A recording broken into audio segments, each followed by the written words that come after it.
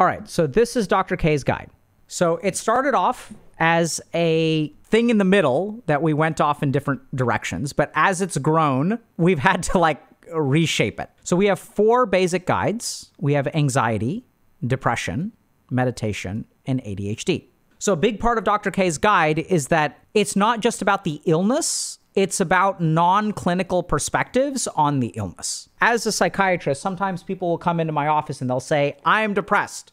And then I will do a clinical evaluation on them. And then I'll determine that they do not meet criteria for major depressive disorder. But what they actually have is like an existential depression. So they're like directionless in life. They don't know what they want to do with their life. And so as a clinician, what I've had to learn how to do is I'll lean on like my monk training in those situations, because I don't know that they necessarily need like psychotherapy for like maladaptive thought patterns. So what we try to do on Dr. K's guide is basically it's the way that I think about other human beings. So when someone comes into my office, what I basically kind of do is like I have a branching logic in my mind. And let's just use the depression track as an example. The first thing is like, are we talking about clinical depression or non-clinical? So in the case of clinical depression, we'll teach a little bit about neuroscience.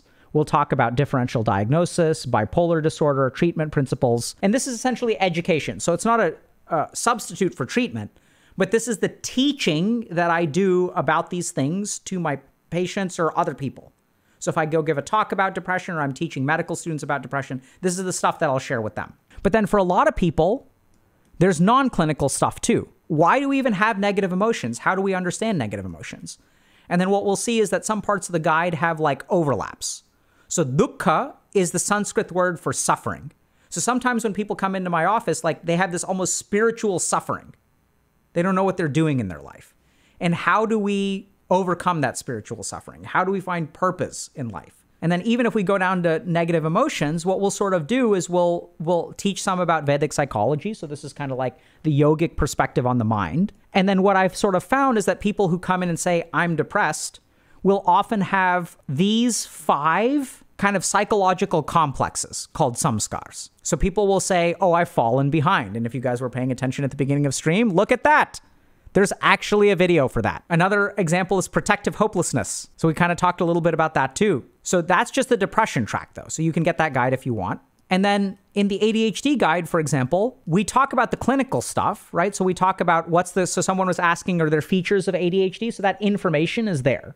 This is not a substitute for diagnosis or treatment, but it's just the information. It's what I would teach medical students, which I think patients should know, by the way. How do I approach treatment for children with ADHD? What about treatment for adults with ADHD?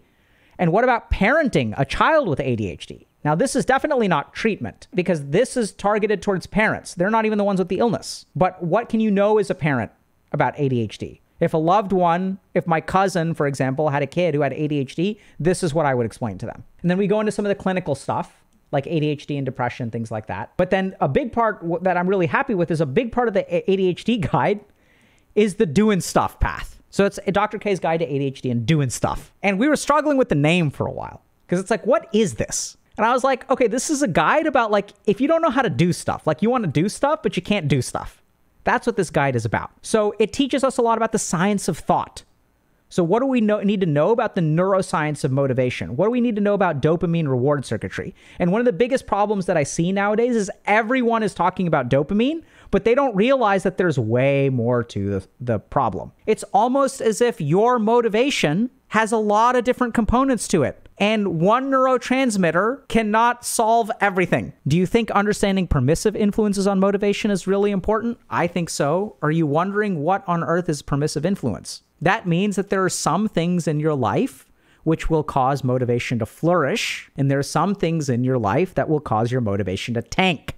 And as you think critically about that, like my friend who's going to come over and we're going to get high and we're going to play League of Legends all night, what do you think that friend does for you the next day? Right? So the motivation is complex. So we got tons of people who use the guide and they're like, hey, how do I give this to someone? We're like, you can't. And then our devs started working on it because people were like, how do we gift the guide? So if you guys know someone who could benefit from this stuff, you can gift it now. The problem with all of our Twitch and YouTube content is that it's standalone. So the most you can ever get is like surface. The whole advantage of the guide is that you can go way beyond surface.